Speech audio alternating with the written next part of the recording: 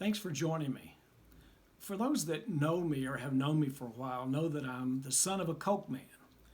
And one day in 1999, my dad came and said to me, "Son, you're not going to believe what Coca-Cola is about to start selling."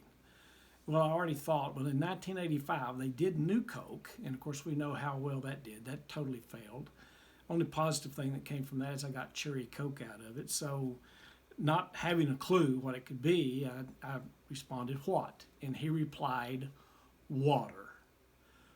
Who will buy bottled water?"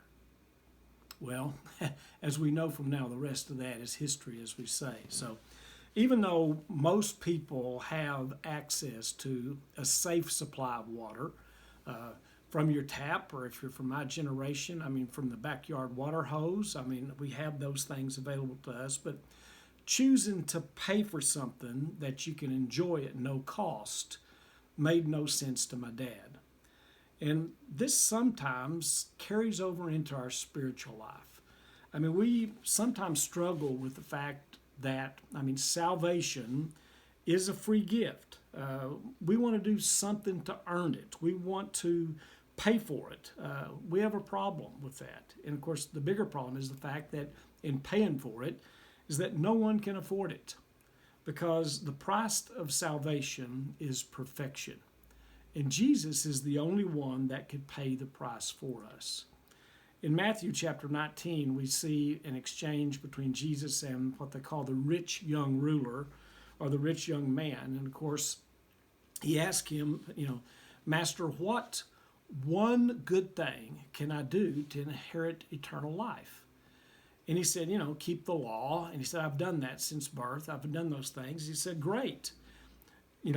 Take all your possessions, go and sell them, give them to the poor, and come follow me." And we know that being a rich person, that was a hard thing for him to do. And it was not something that he would wish to do. Jesus tells us in Revelations 21, verse 6, that to anyone who thirsts, the promise is, "To him who is thirsty, I will give without cost from the spring of the water of life." So if we're looking for that water, Jesus gives that in Revelations. So we often try to purchase this living water. We do that with good deeds, with charitable acts, with donations. Even working at the church. And again, don't get me wrong, in the right motive, these are forms of spiritual service that have value to God. But again, in the context of salvation, they're considered works.